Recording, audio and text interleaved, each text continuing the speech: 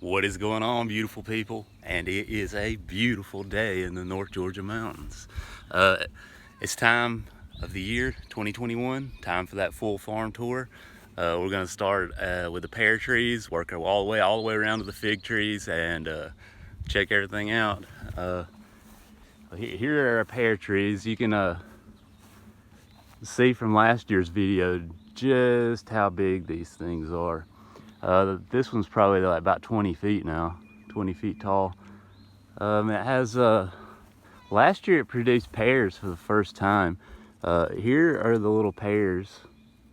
Last year they were like the size of they're about the size of a quarter. And if they turn out that way again this year, I'm gonna cut these trees down and replant with something that is gonna produce a lot of fruit.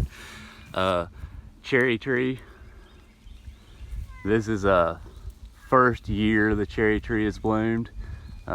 Super excited to see what that guy's gonna. Those are supposed to be really tart cherries, but I don't know. We'll have to find out. This is a Buckeye Tree.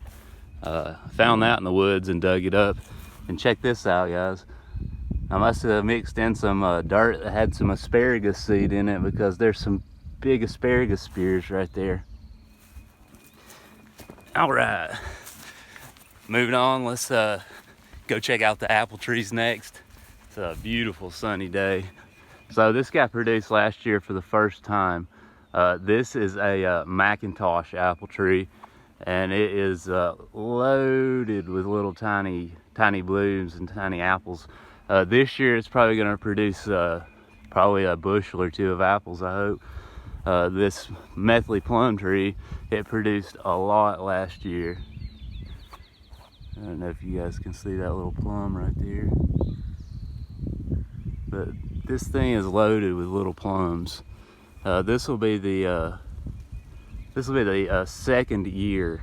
Look at those beautiful little plums. These things are like candy. They are they are super sweet, just like candy. This apple tree here, it's a small one. This is a Rome Beauty, maybe. I'm not quite sure. It should bloom this year for the first time. These all gangly looking apple trees right here, this is a rootstock for grafting. This is a M26 dwarf.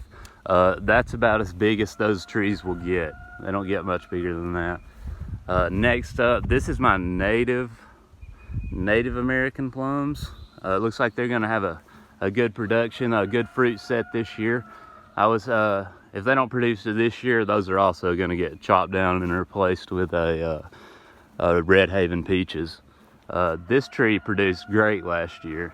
This is my Granny Smith apple tree. It is loaded with blooms, as you guys can see. It should produce really well.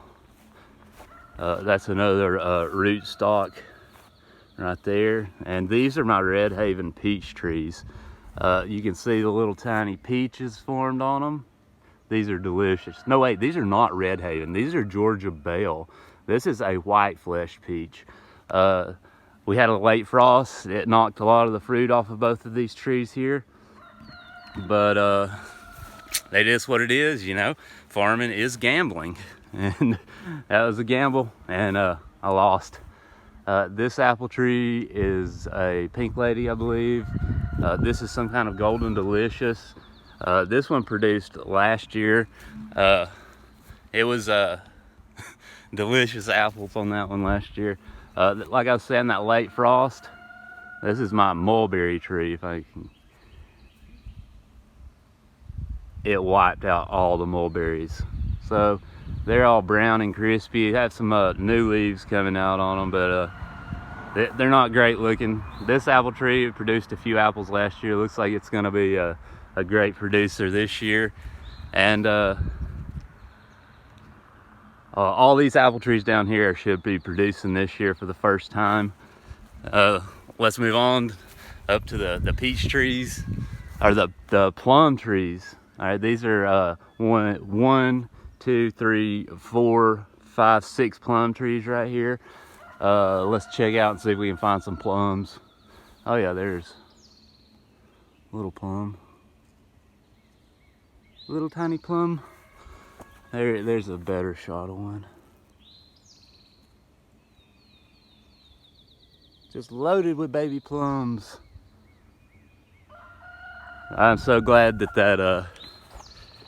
that last freeze didn't just wipe everything out. But all the plum trees around through here, they're all loaded. This is probably my favorite. This is a dark skin plum. This is delicious. There's a little set plum. More apple trees down through here.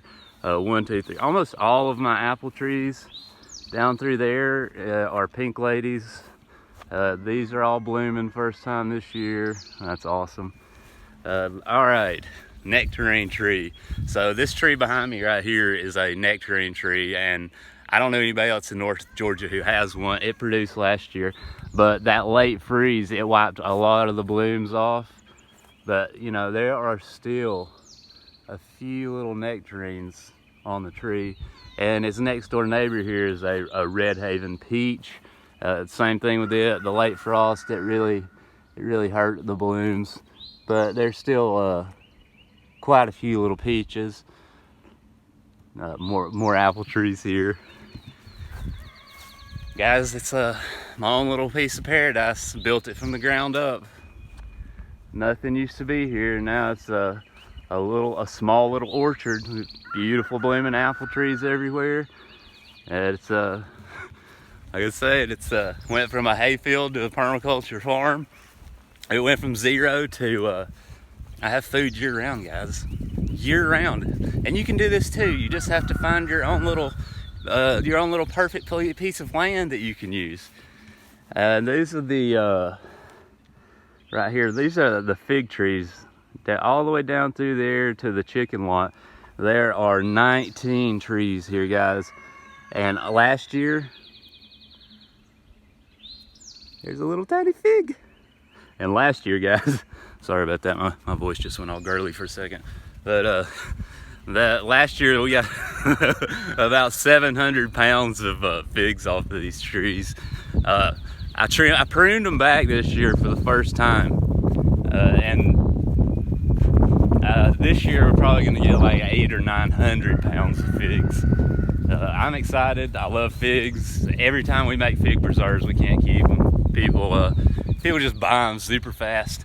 The last few trees, this is a hazelnut tree. It's right in the middle of the chicken lot. I was hoping, be quiet rooster. I was hoping it would produce this year. It bloomed, but none of the blooms set. I'm not sure if it needs to breed with another tree or not. This is a Kefir Pear tree. It did not bloom this year, and it should bloom next year. It's one of those supermarket pears, the really soft ones. I prefer the out of shape. I prefer the Asian pears, the crunchy pears that don't have such a dense sweetness. This tree right here is a black walnut tree, and it should produce this year for the first time. And there are a couple more over through the woods that will hopefully produce. Black walnut cake, my grandmother made that ever since I was a little kid. It's my favorite cake. Wildcat running up the hill. He's a big mean tomcat. Oh, we have an escapee. It's not supposed to be out of the lot and over my split rail fence. Last two trees, guys, these are mulberries, and look, it's all, you can see it's like all crispy from the late frost we had. They were loaded with mulberries, and now there's nothing left on them. I have a couple of Fuyu persimmon trees down here. They're still babies, pretty much unimportant. Anyways, guys, thanks for watching, and we'll see you on the next one.